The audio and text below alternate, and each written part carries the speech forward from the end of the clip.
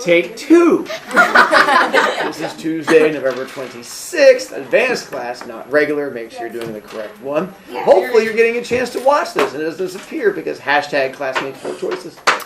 You have homework, which is popping up behind me there. Your book report is due in 2 weeks. So just giving you a heads up if you're trying to push it off forever. And then, let's see, from there is the homework. You have to download. Go to pagey page, clicky clicky. It's going to look like this. As you see, option 1 up there, there is no just answering the questions. There is the part where I take a kid's quarter and I get to double my paycheck to make sure I can't hear it. You also have the different options on there. So you've been going through and doing the highlighting of things. That's where it comes back to payoff and makes things better for you. If you have the poetry test corrections, the sooner you get those turned into me, the sooner I can do the corrections for you. Just follow directions. This will get deleted off my website on December 26th. Realize you're going to want to put the quarter in your pocket, because if it's in your hand, you're just going to keep playing with it and make me charge you points.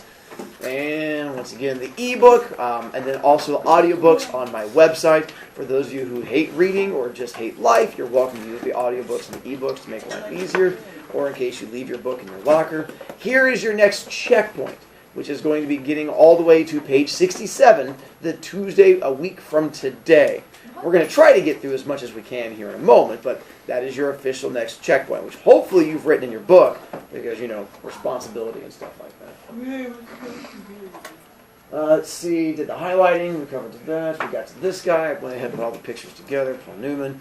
Let's see, we got to there, we got to our greasers. Who is the gang going against the greasers? Social. We're so proud of you. And what does that stand for?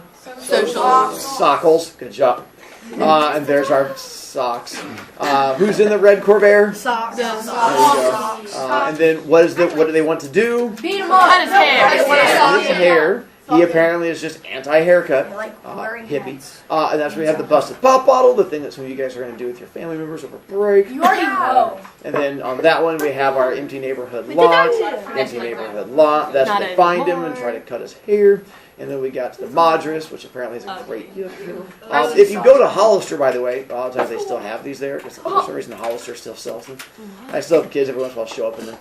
Derry's cowlick, which is the hair that sticks straight up, because apparently it looks like a cow licked his head. And then we get to the cocked eyebrow. I think we got just past that to here. Oh, wait, no, we didn't. We got to the next one.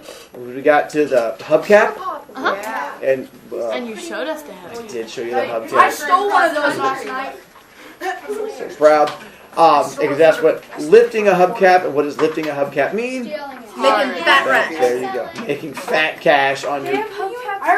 There's every chance the quarter that someone keeps dropping was this payoff for someone stealing someone's hubcap and getting paid. And so that was the fact of the same thing. Is a quarter a teeny tiny hubcap? No, it's like how much you get paid for a hubcap nowadays, so they don't cost so much. That one. So kind of. Alright, and we had just started talking about this guy with 2-bit. Alright, so those of you doing the home version, we are starting on page 9, but we're going to try and get farther.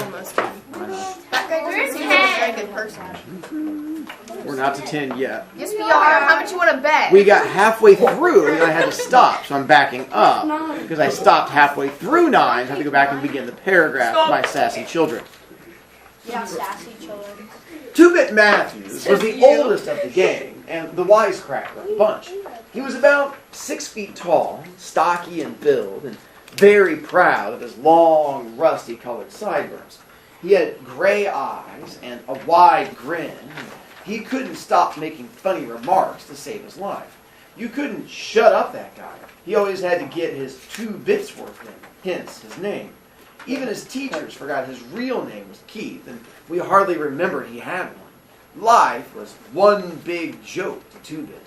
He was famous for shoplifting and his black-handled switchblade, which he couldn't have acquired without his first talent, and he was always smarting off to the cops.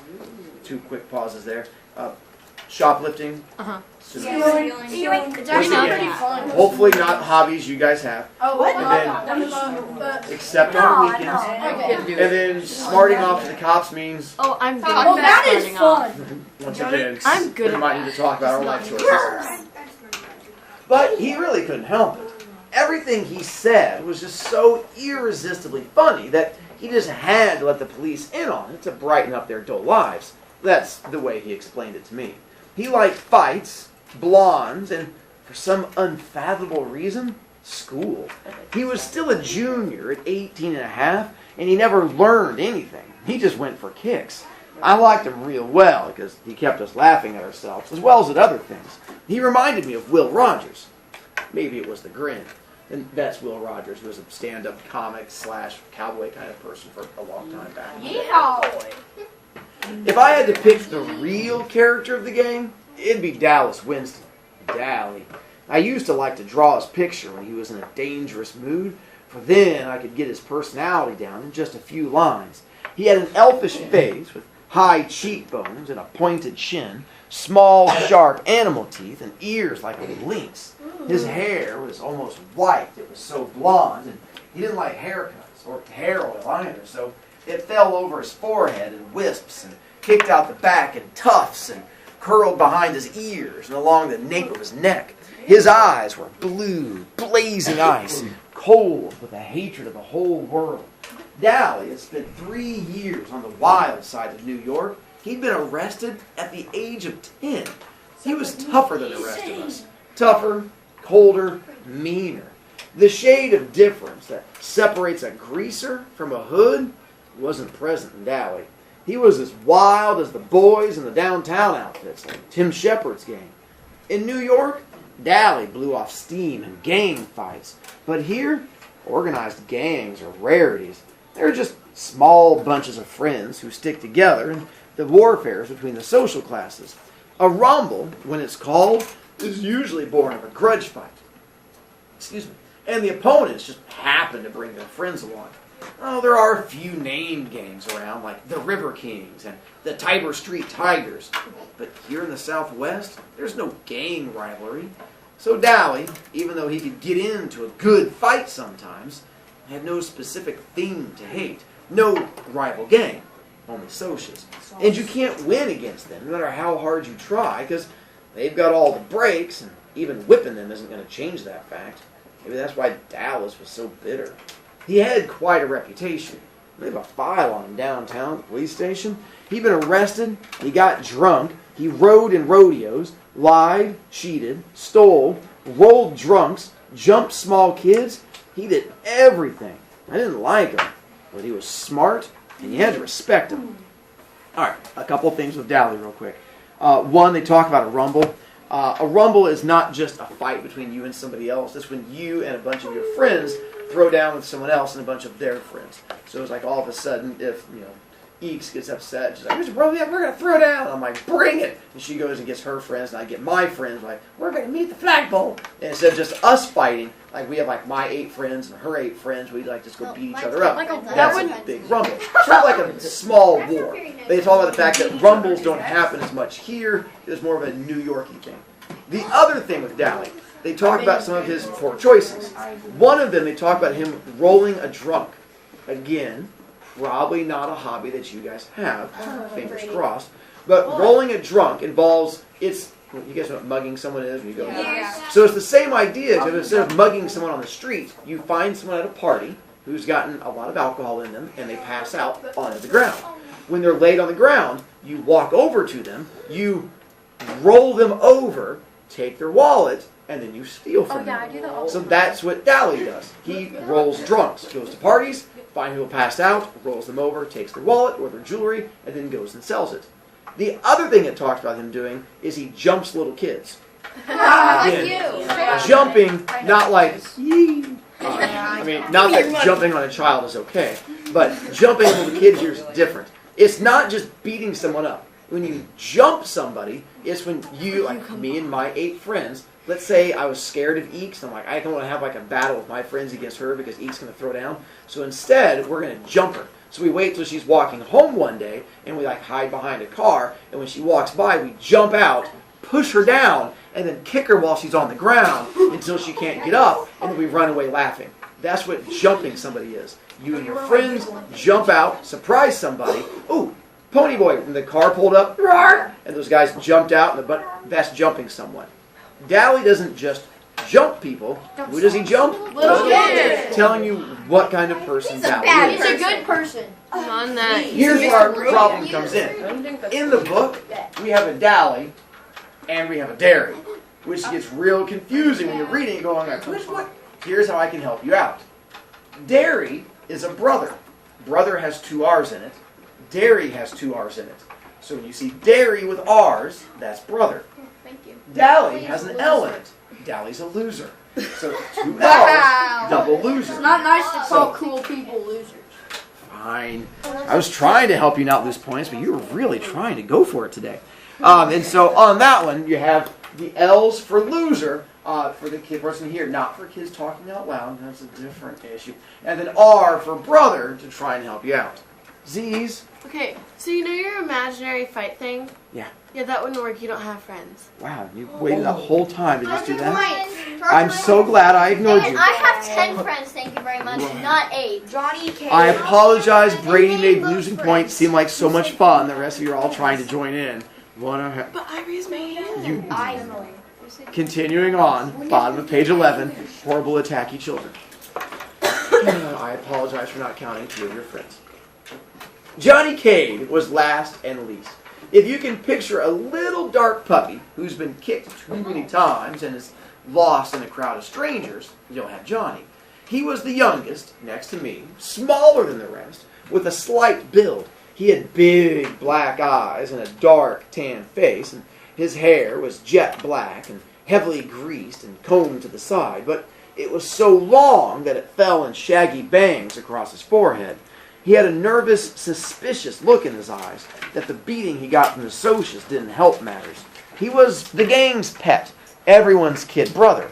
His father was always beating him up, and his mother ignored him, except when she was hacked off at something, and then you could hear her yelling at him clear down at our house. I think he hated that worse than getting whipped. He would have run away 1,000,000 times if we hadn't been there. If it hadn't been for the gang, Johnny would never have known what love and affection are. There's a part coming up where you're going to be reading on your own, but it's going to talk about Johnny's dad beating him with a 2x4. If you are unfamiliar with what a 2x4, this is a. So this is what Johnny's dad uses when he beats him. Again, not a good home life, which is why Johnny, you're going to find out, has issues in it. So that's what his dad uses. Why do you have one of those with you? For this part of the book. The same reason I have a hubcap, so I just keep it there to pull out. Are you sure? Do you read this every year? Yeah. It's one of the few books I have that kids love. So with the things coming up in there, it's one of the ones I enjoy. Goog. Do you just like have that sitting? Yeah, it's been there all year. You guys don't pay attention to it. Nope. Not really. There's a lot of things in my room you have no idea until all of a sudden I go pull it out. I'm like, was that out? Yeah, it's just you guys don't pay attention to it. There's enough stuff in my room that things just blend in. That is funny. Is that why you have other things up Could be. there? So big, you taunt you.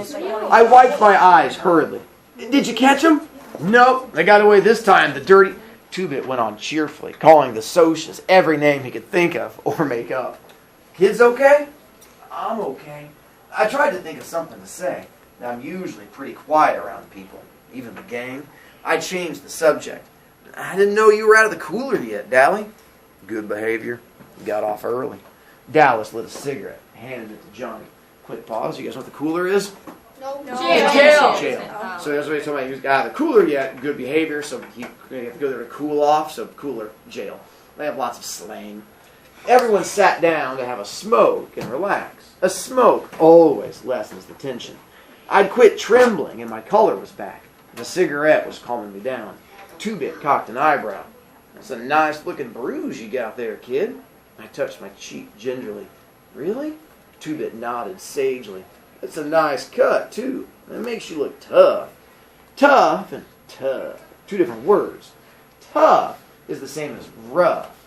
Tough means, ooh, sharp, like a tough-looking Mustang or a tough record. In our neighborhood, both are compliments. Steve flicked his ashes at me. What were you doing walking by your lonesome? Leave it to good old Steve to bring up something like that. I was coming home from the movies. I didn't think. You don't ever think, Derry broke in. Not at home or anywhere when it counts. You must think at school with all those good grades you bring home, and you always got your nose in a book, but you ever use your head for common sense? No sirree, bub. And if you did have to go by yourself, you should have carried a blade. I just stared at the hole in the toe of my tennis shoe. Me and Derry just didn't dig each other. I never could please him. He would have hollered at me for carrying a blade if I had carried one. If I brought home B's, he wanted A's. If I got A's, he wanted to make sure they stayed A's.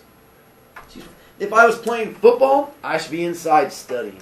If I was reading, I should be out playing football. He never hollered at Soda Pop, not even when Soda dropped out of school and got tickets for speeding. He just hollered at me. Soda was glaring at him. Hey, leave my kid brother alone, you hear? It ain't his fault he likes to go to the movies. It ain't his fault the socials like to jump us. And if he had been carrying a blade, it would have been a good excuse to cut him to ribbons. Soda always takes up for me. Derry said impatiently, when I want my kid brother to tell me what to do with my other kid brother, I'll ask you, kid brother. But he did lay off me. He always does when Soda Pop tells him to, most of the time. Next time, get any one of us to go with you, Pony Boy, Two-Bit said. Any of us will. Speaking of movies, Dally yawned, flipping away his cigarette butt. I'm walking over to the nightly double tomorrow night. Anybody want to come and hunt some action? Steve shook his head. Me and Soda picking up Evie and Sandy for the game. He didn't need to look at me the way he did right then. I wasn't going to ask if I could come. I'd never tell Soda because he really likes Steve a lot. But sometimes I can't stand Steve Randall. I mean it. Sometimes I hate him. Derry sighed, just like I knew he would. Derry never had time to do anything anymore. Now I'm working tomorrow night. Dally looked at the rest of us. How about y'all? Two-Bit, Johnny Cake, you and Pony want to come? Yeah, me and Johnny will come, I said. I knew Johnny wouldn't open his mouth unless he was forced to. Okay, Derry? Yeah, since it ain't a school night. Derry was real good about letting me go places on the weekends. On school nights, I could hardly leave the house. I was planning on getting boozed up tomorrow night, Two-Bit said. If I don't, I'll walk over and find y'all. Steve was looking at Dally's hand. His ring, which he had rolled a drunk senior to get, was back on his finger. You break up with Sylvia again? Yeah, now this time it's for good. That little broad was two-timing me again while I was in jail. I thought of Sylvia and Evie and Sandy and Two-Bit's mini blondes. They were the only kind of girls that would look at us, I thought. Tough, loud girls who wore too much eye makeup and giggled and swore too much. I liked Soda's girl Sandy just fine, though. Her hair was natural blonde, and her hair was soft like her china blue eyes. She didn't have a real good home or anything. I say, oh, sorry. And her laugh was soft, not her hair. That'd be creepy, like her china blue eyes. She didn't have no idea where her hair came from. She didn't have a real good home or anything. She was our kind, greaser, but she was a real nice girl. Still, lots of times I wondered what other girls were like. You know, the girls who were bright-eyed, had their dresses a decent length, and act as if they'd like to spit on us if given a chance. I mean, some were afraid of us. And remembering Dallas Winston, I didn't blame him. But most looked at us like we were dirt. Gave us the same kind of look that the Socias did when they came by in their Mustangs and Corvairs and yelled, "Grease!" at us. And I wondered about them. The girls, I mean. Did they cry when their boys were arrested, like Evie did when Steve got hauled in? Or they run out on them the way Sylvia did Dallas? Or maybe their boys didn't get arrested or beat up or busted up in rodeos. I was still thinking about it while I was doing my homework that night. I had to read Great Expectations for English, and that kid Pip, he reminded me of us. The way he felt marked lousy because he wasn't a gentleman or anything. And the way that girl kept looking down on him and charging kids points for packing up when the teacher was still talking. Because as soon as he sees their pile of stuff, they've already lost points, so you might as well commit to it now. Nothing, don't worry about it. The minute the one time in biology, I had to dissect a worm, and the razor wouldn't cut. So I used my switchblade. The minute I flicked it out, I forgot what I was doing, or I would never have done it. This girl right beside me kind of gasped and said, "They're right. You are a hood." That didn't make me feel so hot. There were a lot of socials in that class. I get put into A classes because I'm supposed to be smart. And most of them thought it was pretty funny. I didn't, though. She was a cute girl. She looked real good in yellow. We deserve a lot of our trouble, I thought. Dallas deserves everything he gets, and should get worse if you want the truth. In 2-bit, he doesn't really want or need half the things he swipes from stores. He just thinks it's fun to swipe everything that isn't nailed down.